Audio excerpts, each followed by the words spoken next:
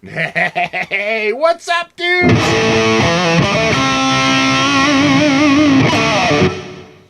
Little quick one today. We have a guest, and I'm not here to fuck around playing guitar when I have a guest over. Ladies and gentlemen, please say hello.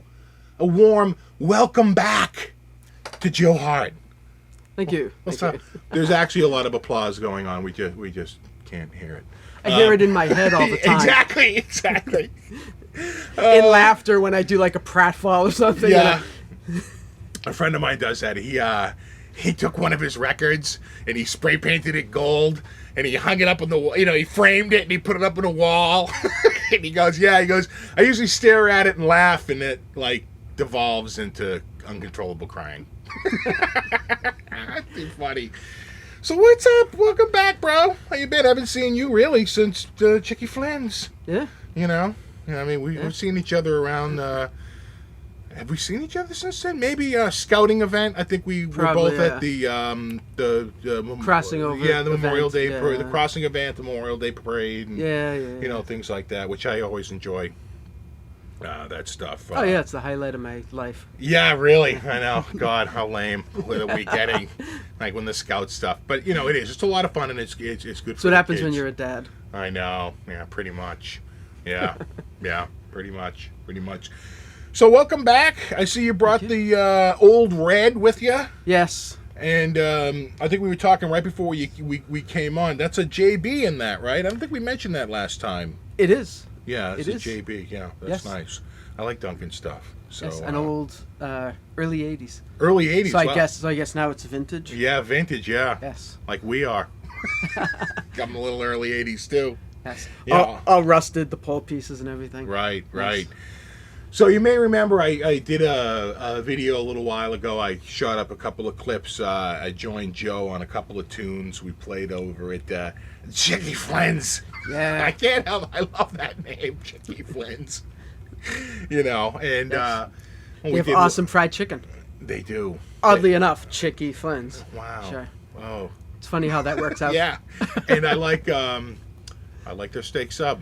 Speaking of that, I should mention. Of course, we get there, and you know, the guy comes over to the table, and he's like, "Can I get you anything?" And I'm like, "No, I'm okay," and all this stuff. And then he sees the guitar there. He goes, "Oh, you're playing with the band?" And I said, "Well, not on every song. Of course, it's only 2 songs." Right. And he goes, "Well," "if you're playing with the band at all," he goes, "free food and free beer or wine." And I was like, "Really? Well, I'll take a menu." So light bulb goes off. Exactly. So he comes and brings me a menu, and I'm like, "How's the steak and cheese?" You know, he's like, "It's pretty good. All right, I'll take a steak and cheese, and I'll take a Coke." And he's like, "Awesome." So he brings it out. He's just bringing me refills on the Coke, and I'm like, "Awesome, man. You rock." Then, of course, you know, the night's going on. I finally go up and play my couple of songs, and I'm exhausted. I'm like, all right, I better get out of here and get home. I have to be up early to take the kids, you know, whatever. And you killed it too. Oh, thank you. And so I get out of there. I get back home, and the next morning I'm telling the wife. I said, "Yeah, Chicky Flynn's, and they hooked us up with all kinds of food." She goes, "Well, I hope you tip the guy." And it was just like that moment of like, oh shit, I didn't tip him. She's like, "Seriously?" And I'm like, "Oh my God." She's like, "Oh my, how can you forget?" I'm like, "I don't know. I don't know." And she's like, she goes, "If I were you, I'd go back and I'd order another steak sub and I'd give him a $20 tip." I was like, "Yeah, I probably will." It's like, Jesus, I did. I felt terrible. And so giant props to the kid at Chicky Flynn's for hooking me up with that steak sub and tolerating my absolute ridiculous non-tip. Though I will say my buddy Bobby showed up. Yep. And he got a couple of drinks that weren't comped. And he did tip quite generously. Then it covered. It kind of did. It covered, sure. So I got this back again. The just because it was nearby, and geez, I'll have to change the pickups in this at some point, but for now I'm sticking with the stock, and you know, it's just working. But So you brought a little amp with you here. I thought that looked, pretty cool. I did, in fact. Yeah, yeah. Tell us about this Yes. this little amp you got here. I don't know if you can see it. It's very small. Do you have like a zoom on that camera there? Probably. But anyway, so what this is a few years back, my dad is a habitual yard sale freak. Right. Okay. So is mine. That's where I got the Viper. Yeah, nice. Yeah. The Ovation Viper, not Yeah, the yeah, PV right, Viper. not the PV, right. Yeah. I mean, I've helped my parents move, and you would not believe boxes of like half-used candles. Yeah. Because it's like 50 cents for a whole box of candles at a yard sale. Like, my dad can't resist. I know. So anyway, he picked up this amp, and it was a little Yamaha, practice amp. Right. And he gave it to me. He's like, "Hey, I picked up an amp for you because I know you like that music stuff." So I'm like, "Oh, great!" Like just another amp, like, to stack up with all the other amps from yard sales, So I tried it, and I'm like, it's all right. And then I was bored one day, as happens when you have kids and they're in school.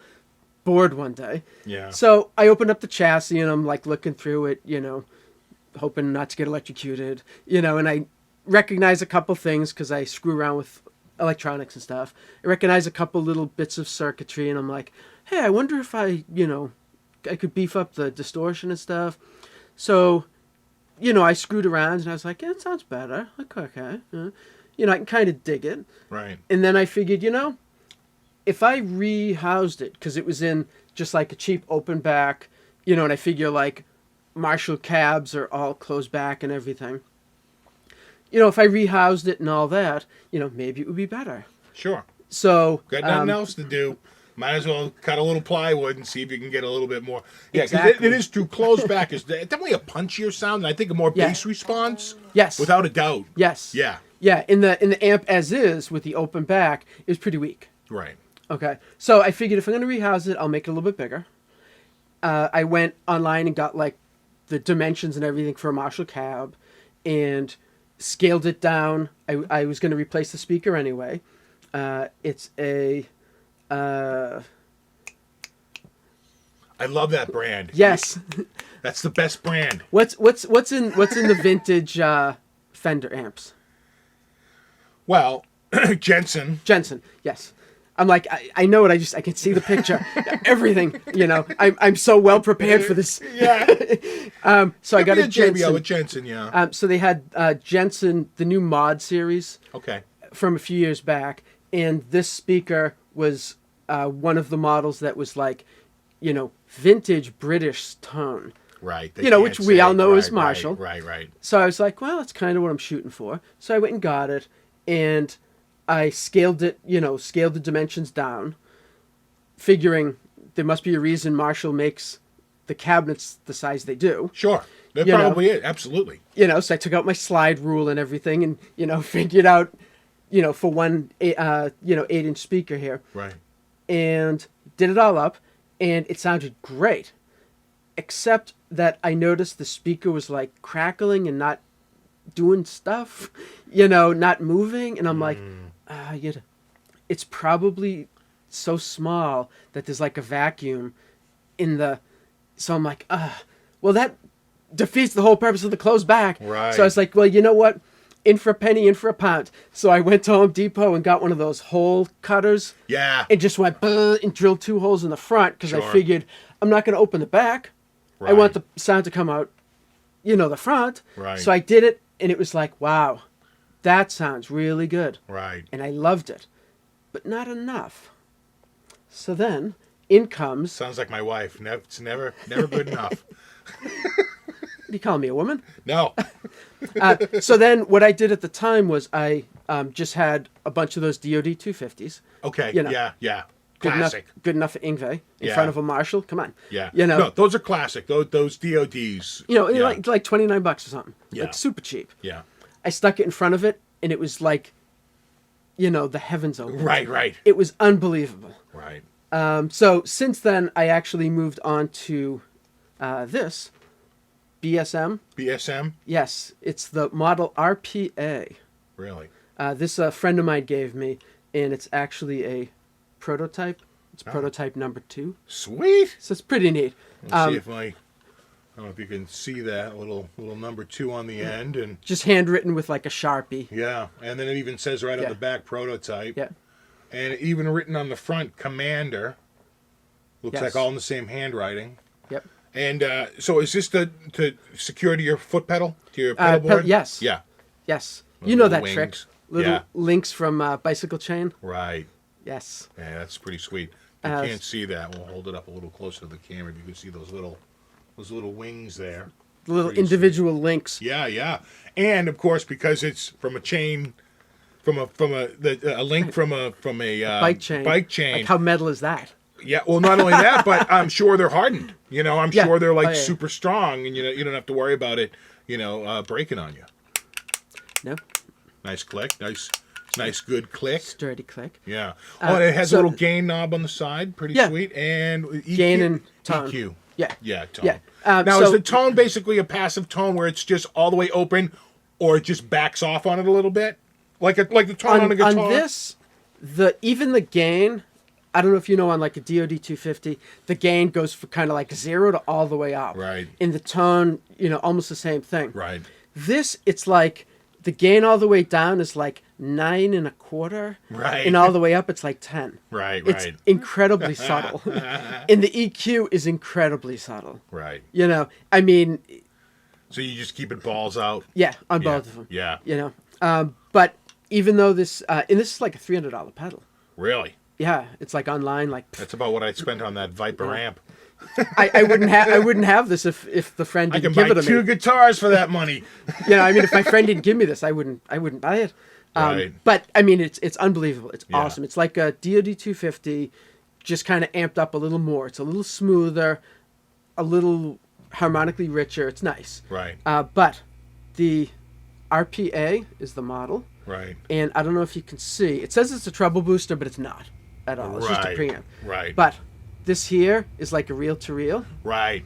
I remember those. RPA, Ritchie's preamp, is supposedly what it stands for. Oh. Because the thing about Ritchie with Ritchie Blackmore, for those of you. Richie, come on. Not we in the have n- to say the last name. I know, it's like Eddie.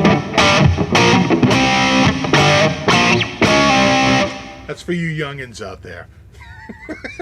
And that's probably heavier than Ritchie's played in 20 years. I know. But anyway, so it's supposed to be his preamp because he had supposedly urban legend, whatever.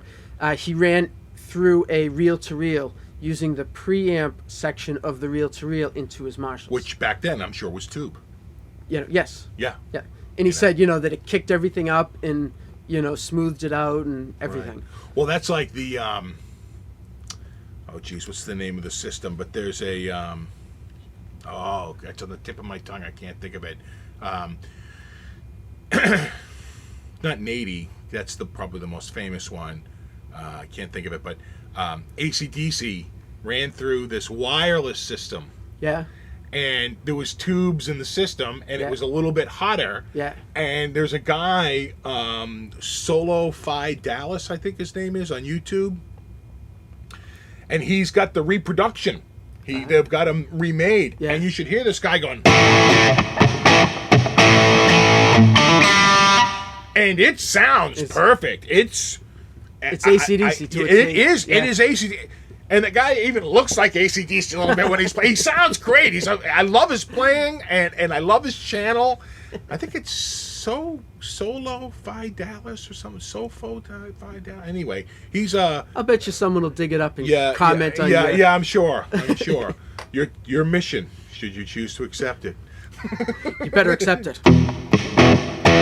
But yeah, it just goes to show you, like, for years I played a Fender Twin, and the Fender Twin is known that on the distorted channel you can pull the volume knob out. It's a push-pull. Yep. When you pull it out, it routes a little bit extra circuitry. It gives you a little bit more distortion. Mm-hmm. But for the style of music I was playing, it's not enough. Yeah. And I didn't have a never distortion pedal. I know it's never enough.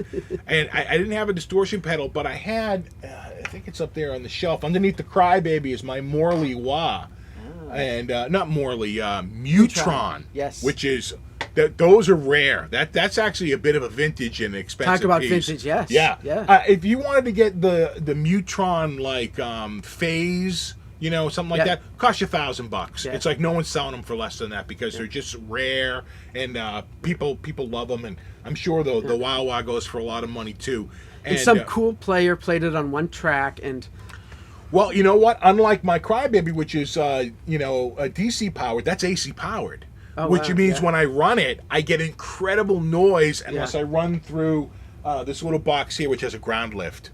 If I don't run it through a ground lift, I'm screwed every time. So, and if you do things just wrong, you die. Yeah. Trust me, when we were playing up in the barn down in Hyde Park, we had a couple of times you were like, touching each other's guitars. It was really a lot of free-floating electrons in that place, let me tell you. A lot of knob and tube. It was like really, really old stuff. Yeah. And the thing about it is it had a little knob on the, not a knob, but like just a slot, a little flat head screwdriver slot, pot. And you could put a screwdriver in there and turn it up, and it would raise this crazy gain on it. Yeah. Well, now, with that thing cranked up, it was like a whole new world, right. And now we're doing, Motley Crue, and, we're doing Rat,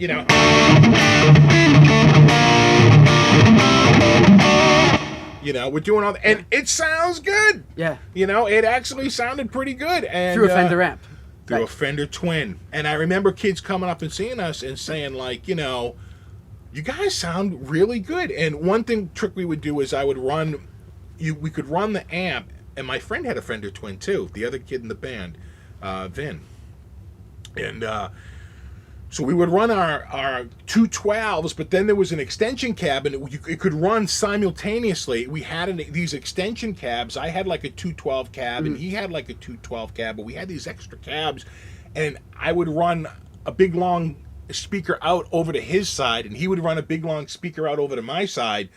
So it's like I had my amp on my side and another set of speakers on his side, and same with him. So we had a very full sound, and the bass was a little bit less, targeted, right? Because it was the bass that sort of felt around you. You didn't, you didn't need it. And, of course, feel it through the floor. Yeah, you really could. Trust me, the neighbors let us know. And, now, knowing what I'd know today, I probably would have fought the neighbors a little bit more because they can't just say, like, you're not allowed to make noise on your property.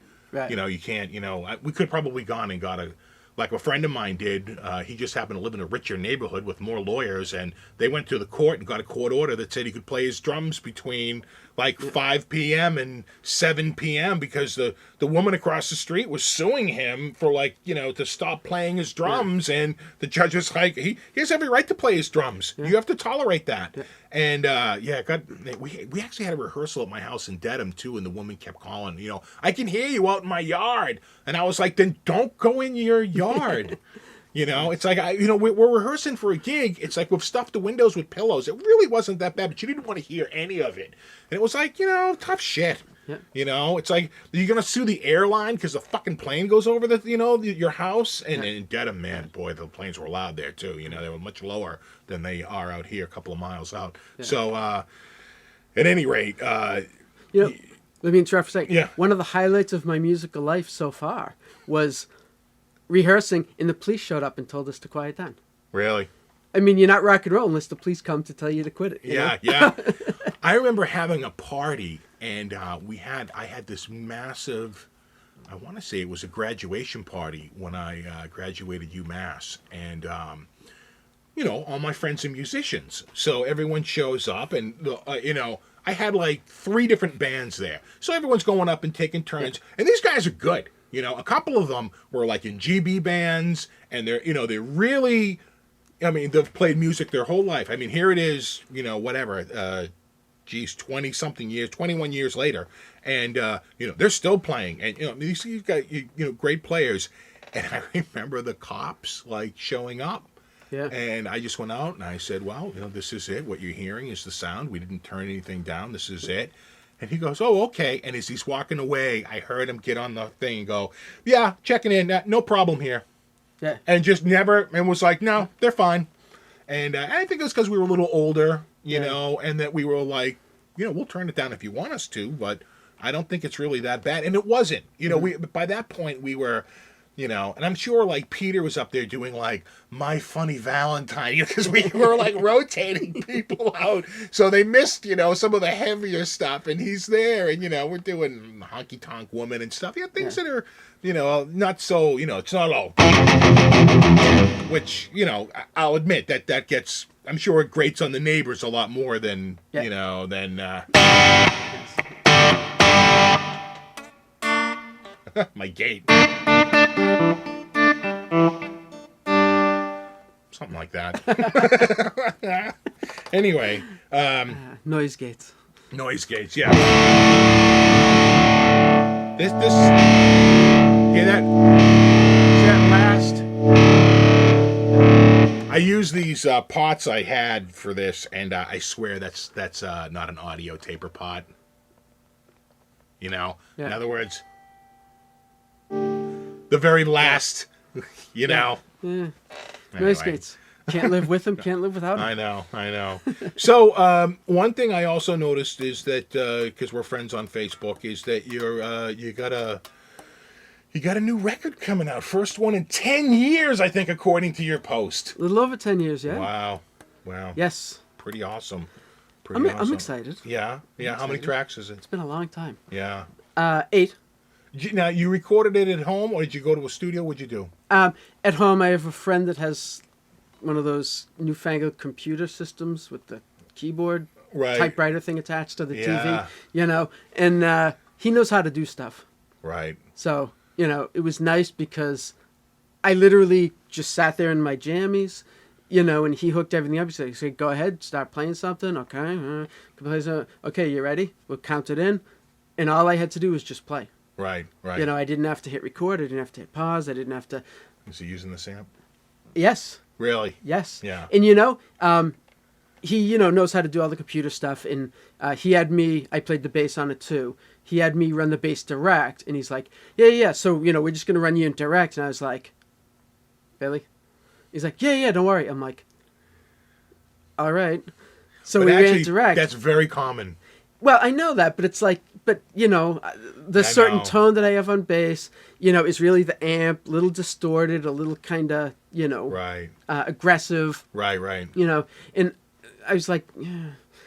But then after he's like, okay, now listen, he goes, click, click, click. And all of a sudden it's like a distorted Rickenbacker sound. Right. And click, click, click. And all of a sudden it's like a really low, like heavy, thick, you know, like Motown P bass kind of sound. Yeah. Click, click, click. It's a punchy jazz sound. And it's like, okay, I will not question you ever again. Yeah, you know, bass is one of those things that's almost always run in direct, and then like you say, they post process it, you know, and then there's so much they can do, and it's, you know, squashed it and you know, added a little gain and so anyway, we used this. He mic'd it up, and I think I didn't like the sound of it because I didn't think it was coming down on tape. Right. You know, like what we're used to. You know, now it's down to ones and zeros or whatever. Right. But it wasn't going to tape sounding like my amp sounds. Right. So he changed a couple things. I think he ended up using a microphone that he usually uses for a bass drum. For some reason, I then listened and I'm like, yes, that's how my amp sounds. Right. So we recorded it, and then afterwards, you know, he would go home and, you know, stay up all night, drinking coffee and playing, you know, trying to process everything. Right. Little EQ here, a little expander, a little compression. Right. All kinds of, you know, seeing what he could do. And he would send me email, like little test mixes and whatnot. Right. And we ended up, after like a week of this, we ended up just agreeing that the amp, the tone just sounded so good by itself that we couldn't EQ it or anything better. Right. Everything we did to it made it worse. Right. Yeah. Well, so I'm pretty psyched about that. Yeah. Like I have a good enough sound that. Yeah. That's well, you were nice enough to send over a couple of tracks. I queued one up in the software here, and I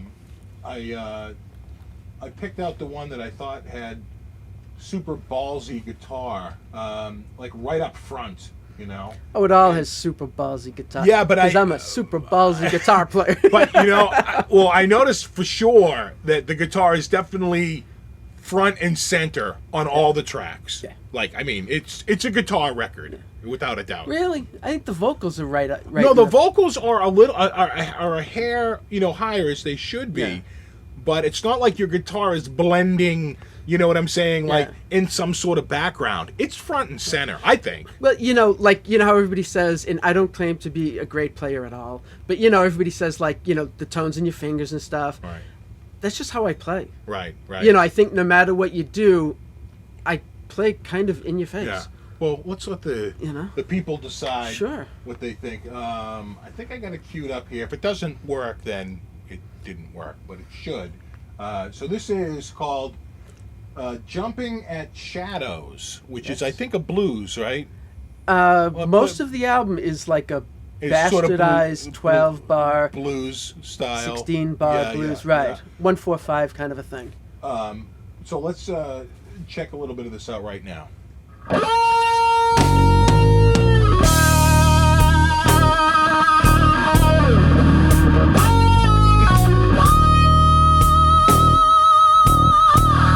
That's pretty front and center.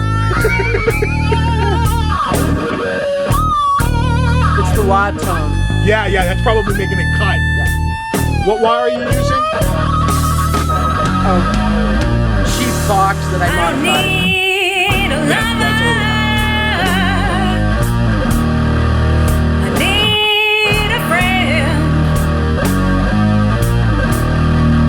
Ballsy tone, though, huh? That's the Sam, right? Yeah.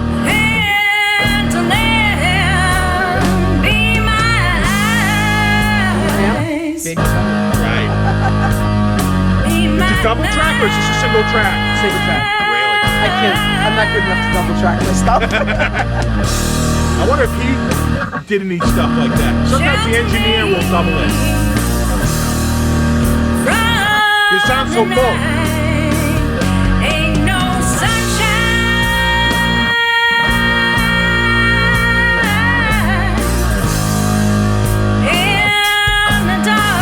Great singer too. A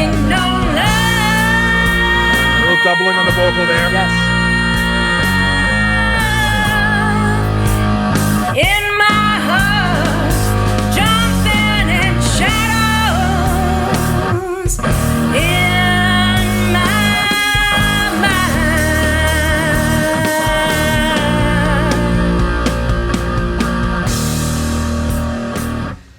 Oh, I've got. Yeah, I think I said a little fade up on it. Yeah, there it goes.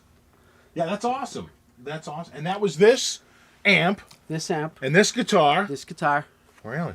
In this distortion pedal. And that little distortion. All right, and don't forget that. Yes. And of course, wah, on the album, I use wah a lot. Yeah. And actually, I use wah a lot just as a tonal filter. Right. Very Michael Schenker of me. Well, yeah, Randy Rhoads used to do that too, right? Yeah. He'd just move the wire until he found the tone he wanted, and he'd Right. just leave it there. Yeah. Yeah. That's what I did a lot, yeah. Yeah. Yeah, that's and in fact, it's so funny because you'll see some people like I know the DiMarzio Tone Zone, if you read their description, Right. it will say like the open vowel Cocked wah sound. cocked wah sound. Right. Yeah, Yes. absolutely. Yeah. Absolutely. No, it's something that people, because it just has such a mid-range boost. Yeah.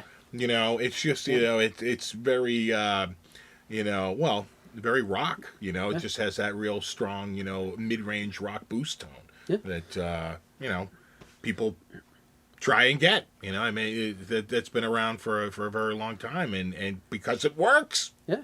Because that's the shiznick. So how many tracks on the thing? 8. I mean, 8. 8 songs. Wow. Yes. And- 45 minutes of music. Right. So if you do the math, it comes up to some long tunes. Yeah. Considering that 3 or 4 of them are less than 4 minutes. And how long was that album in some the making? 9-10 minute long songs. Yeah, really nice. Yes. How long was it in the making? Yeah. Well, I guess a little over 10 years. But then when we actually got down to it, Right. it went super fast. I worked with some very talented people, and you know, if you're prepared, you're prepared. Penny Larson on drums. Yes. Also plays with our good friend Steve Marchena. Steve Marchena, yes. Who we had over here a few times. And I think Yep. the reason why, Penny gets picked is because she is a killer drummer. Yeah. Yeah. I've seen her work in the jazz band. I've seen her work with, I want to say is it Hyperspace? Hyperspace, Yes. yeah. Not Hyperspace. Superbuzz. Hyperspace. Hyperspace. Right. Yeah, yeah. Yeah. So, you know, and it's I strongly believe not only, you know, it's not what you know, it's who you know, but sort of the whole like birds of a feather. And Right. it's like, you know, I mean, if she works for Steve Marchena, it's good for me. yeah, yeah. You know? It's got the Marchena seal of approval. Yes, exactly. Yes. But Marchena approved. but I actually, I had her, she was, you know, kind enough to say, yeah, absolutely, I'll do it, no problem. Yeah.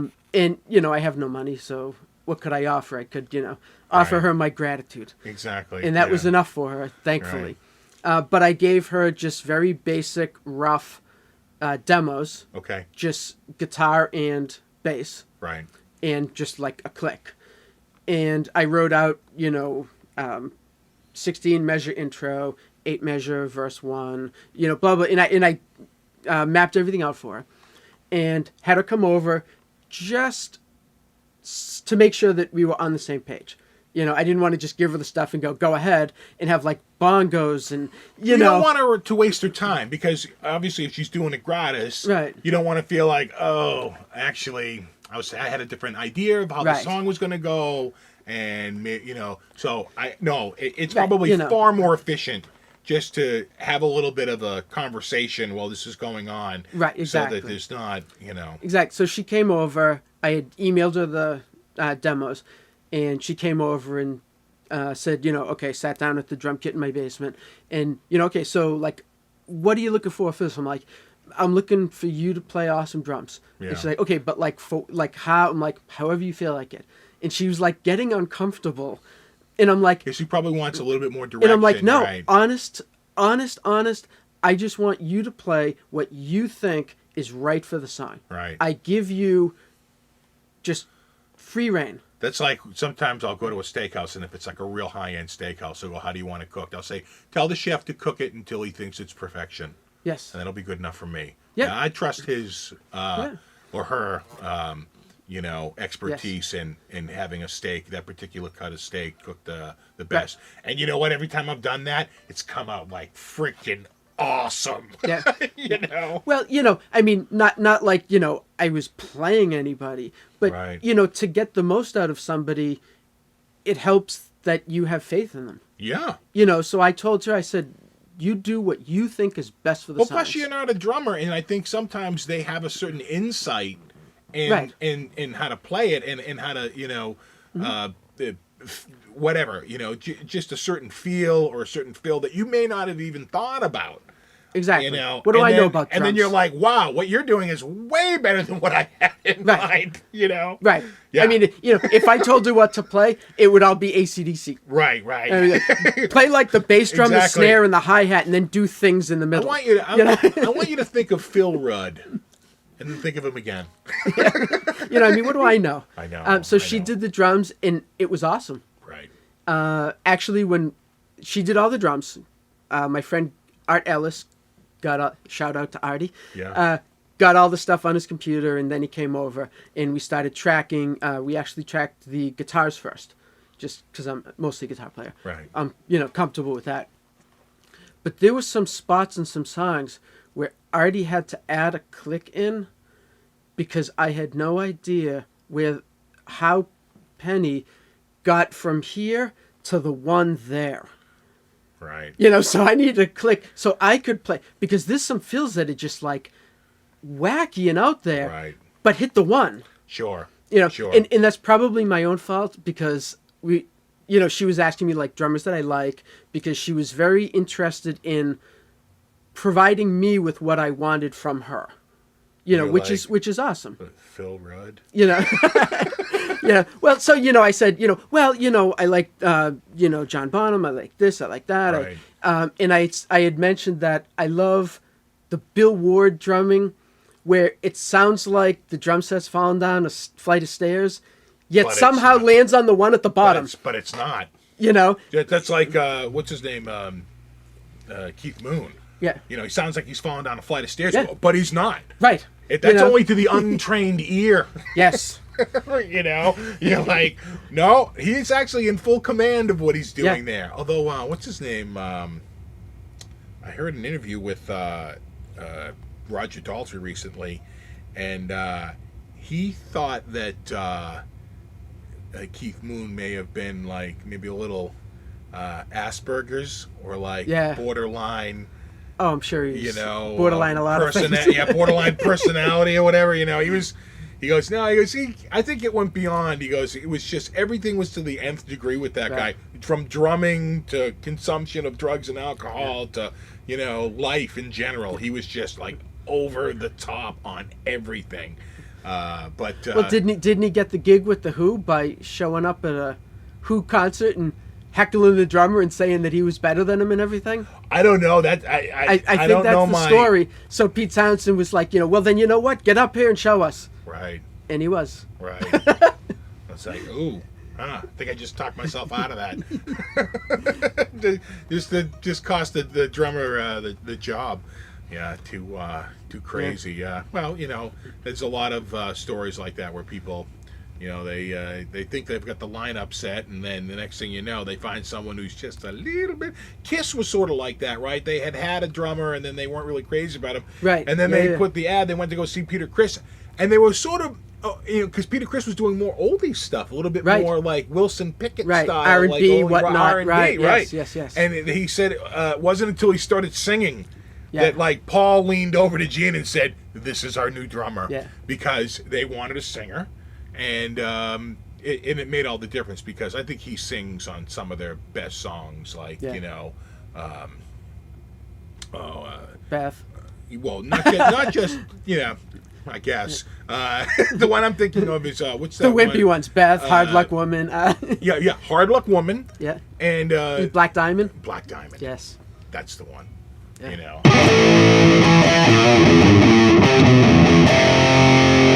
Right. Something think like so, that. Yeah. Out on the street for a living. You know. Oh yeah. And then what's the opening? The intro, right. Hit it.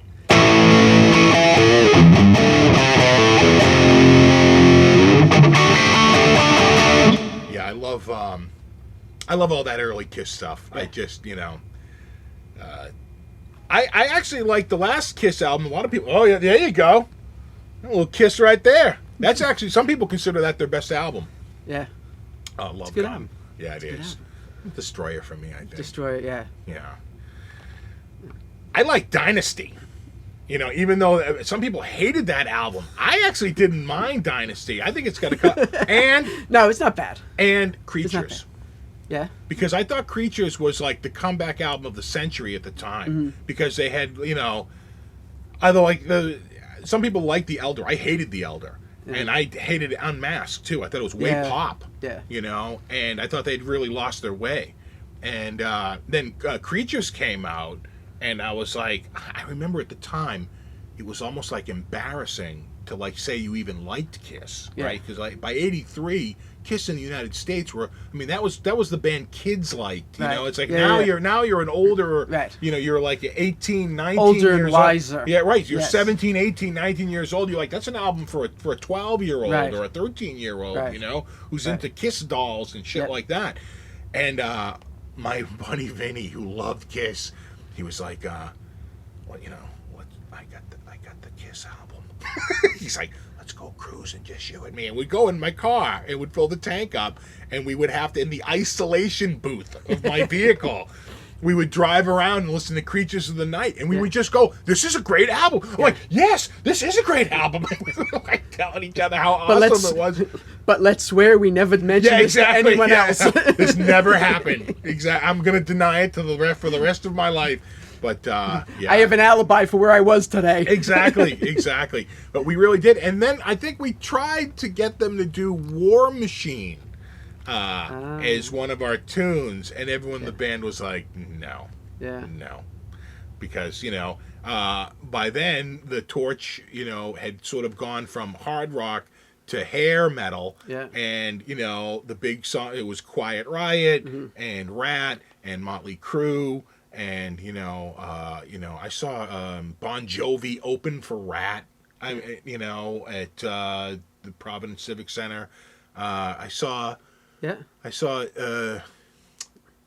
Dokken, Y&T, and Twisted Sister, triple bill at Nice. the Orpheum, And I gotta say, Twisted Sister was the headliner. They sounded awesome. Yeah. They really did. Yeah. And then maybe about a year later, like a couple months later, they had come back. They had the huge, the album had just sort of come out and they were on support. But then they had two big hit singles, Yeah. We're Not Gonna Take It and I Wanna Rock. Yeah. And they were so big that now they were playing like arenas, and a friend of Right. mine's nephew wanted to go, and we went and we bought tickets. We got 3 tickets, and we went out and we saw them at Worcester. Yeah. They were friggin' awesome. Yeah. They were so good. We were just blown away Yeah. by how good they were. And, I got to give them credit. They were where a good credit's due. band. They were a good band. And then they did Leader of the Pack. Yeah. I'm going to edit that out. Yeah. Don't worry. We'll get that out in post. Not that I've ever heard that Yeah, no. album ever. I know. I don't know what they were thinking. I think they thought they had freedom, but they really didn't. They really were. But it's funny because you hear interviews with Dee Snider, and they say, how are you making money? He goes, those 2 songs. He goes, I swear to God. He goes, we license, I Want to Rock, and We're Not Going to Take It to all kinds of commercial entities. And he goes, and I just still make royalties off those 2 songs. And it's I swear it's enough money to keep myself going and to stay in the life of music. And if I want to try and do a movie, I can do a movie, and at least I know I've got some royalties rolling in. And he goes, it really is those 2 songs. That's it. Because that's been my whole thing. And it's funny because we had the guy, remember the band Autograph? Yes. He came to the music store. Turn up the radio. Turn Up the Radio. Yes. And was their only hit. They were like a one-hit wonder. Yeah. And I saw them open for Van Halen, and they were practically booed off the fucking stage, right? They opened for them in 1984 on the 84 tour. Mm-hmm. And so Steve Lynch, who was just killer tapping guy, he's a very good technician. Yeah. He came to the music store and did a clinic, and he did it, in like the early 90s. I want to say it was like 90, 91, 92, somewhere around there. And he comes to the store, and he really got into like sort of the business end of it. Yeah. Like, very much so. Yeah. And he's like, listen, you got to have a goal, and if you don't meet that, he goes, I give yourself a time limit. He goes, and if you haven't seen progress, he goes, if you're seeing progress, keep going. Yeah. He goes, but if you're doing the same thing and you haven't seen progress by this, he goes, something's not working. Yeah. Switch it up. Yeah. Say, this is it. We're doing something else. Do something. He goes, if you've had some success, then keep trying. He goes, but if you're sort of stagnant, he's like, keep it going. And he talks about like, getting royalties and publishing credits and songwriting credits and all this stuff. And he basically said like the difference between the number 1 and number 2 is an enormous chasm. Yeah. And he said, when you're number 1, he goes, you wind up on compilations albums where they're like the number 1 songs of this year. He's like, it's just incredible the difference between being like a number 1 and a number 2 song. And he said, I've basically lived off that one song. He's like, that's it. And the funny, many years later, I saw him do an interview in Guitar Magazine, or Guitar World, I think it was. And at the end of the magazine, they would have a section called "Where Are They Now?" Yeah. And it was Steve Lynch. Yeah. And he goes, "We just licensed Turn Up the Radio to Grand Theft Auto 2. Yeah. And when they turn the radio on in the car, that's the song they hear." And he goes, and it's been so awesome. He goes, I ran right out and bought a new Benz.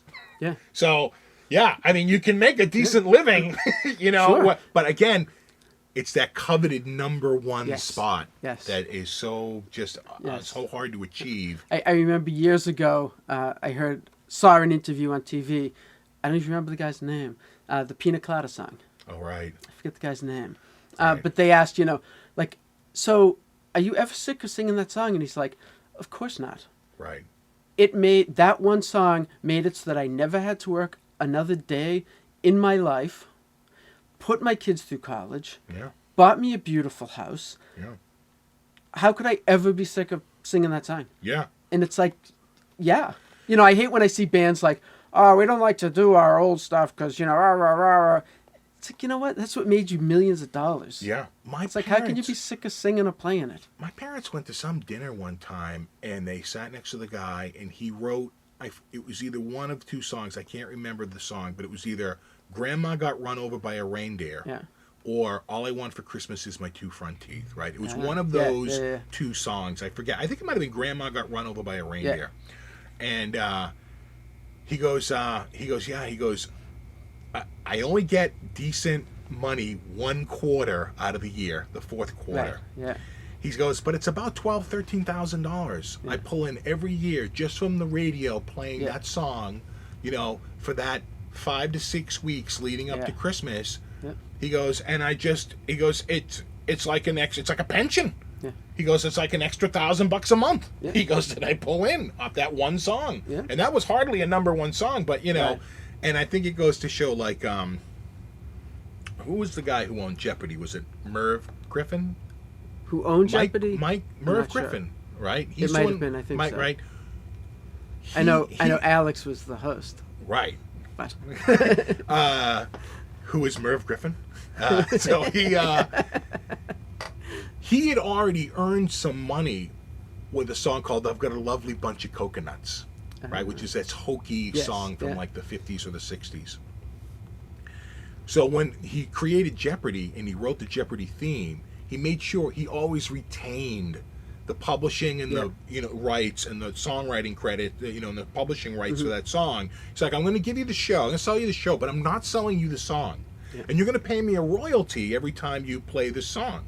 And sure enough, he had quite a little retirement because it was in syndication and it was being played all the time, and it was a very famous song. It's almost used as sort of like a time waiting song. It's become a cliche. Everybody knows it. Everybody Sure. knows it, and brilliant move on his part. And I think it's because he had the success with the earlier song that he knew. Hold on to this because if this turns into something, you'll want to have the money from that, and again. So, good luck with the new album. Hopefully, it'll hit number one. Yes, thank you. It's it's hard out there right now for music. But are you going? How are you going to distribute it? Just trying to sell it out of the trunk of my car. Really. Now, are people going to be? I mean, obviously on my website, stuff like that. Okay. So are you going to be doing like iTunes. a download? Yeah. Okay, Yeah, So yeah. like CD Baby down. Right, the whole- Right, yeah. that whole thing. CD Baby seems to be the one because they're an aggregator. Right. And so you can get your tune on iTunes. I think Right. unless you're a label, Apple won't even talk to you. They want you to go through an aggregator like CD Right. Baby Right. or one of those other ones. That seems to be the one is CD Baby. That seems to be the one that's used by more artists, Right. more small artists than anyone else. Yeah. I think people were looking for like mp3.com and a couple, but no one had a business model like CD Baby Yeah. did. I think they've got it down. Cornered the market. Right. So is it out yet? When is it out? July 13th. July 13th. Yeah, So coming up. we're playing a show in Dedham at the Paradise Cafe, Oh, nice. and just kind of So it was- arbitrarily, I figured, you know what, that's a good CD release party. It gives Right. me a few weeks to get the CD replicated and everything, and Right. have a box of them ready to go. Yeah, absolutely. I think the other thing I've seen out there is, have you ever heard of drop cards? Yes. Yeah, a buddy of mine does that, and and it's sort of like a CD substitute. Yeah, You get a yeah. download code and stuff. Yeah. My only problem with that is that I think they're great. I think more bands use it to give away a single. Yeah. But I think if you're selling an album, you just better to do the CD because at least they can go home and they can get it right then, or even Right. on the way home they can pop it in the car. Whereas with the drop card, they have to put, and it's about It's an extra step or two they have to take. it's the only thing about it is that kind of looks cool, right? Yeah. It's kind of interesting, smaller. And I think it's cheaper when you get into the bigger numbers. It's much cheaper to make than a CD. Yeah. There's not a big drop off in CD where there is drop cards. Right. So I think there's a sweet spot for drop cards where it's actually better than CD. But I think for the numbers you're doing, which are in the hundreds or the thousands and not tens of thousands, at least not right away. Yeah. You hope. But Fingers crossed. Fingers crossed. We're relying on you. No. But, yeah, cool, man. Buy my album. Yeah. What? Where did that come from? Anyway. Yeah. Well, and I think the CD, because I've talked to people in bands and they're like, no, nobody buys CDs. It's old, blah, blah, blah. It's like, yeah, but, I mean, I'm like a 70s rock guy. It's like, CDs is all newfangled for me. Yeah. So I think it kind of fits the whole Vinyl's old making a school comeback. vibe. I got 4,000 pieces of vinyl. That's a little tagline for a couple of my friends out there that don't know where that came from. Anyway, great to see you again, bro. Well, thank you. Thanks for stopping over. And have to have you back real soon. Sure. And hopefully my camera, it appears to be working. I think that it seems to be working okay. And hopefully the audio will be better. And all right, guys, I think I'm going to wrap it up because we're probably going about an hour. And that's long enough. And, time just flew by. Yeah, it does. Trust me, it does. I tried to get my videos under 11 minutes, and it wasn't going to happen. But at any rate, all right, guys, rock on. Let me give you a little bit of guitar there. It is a guitar channel. Yeah, there you go. Yeah. I've been sitting here for an hour with the guitar on my lap. I know. I can rock that A chord like nobody's business. I know. They're props today. All right, guys. As always, I gotta get up and come over and turn my camera off because that's the way we're rocking today. All right, guys. Later.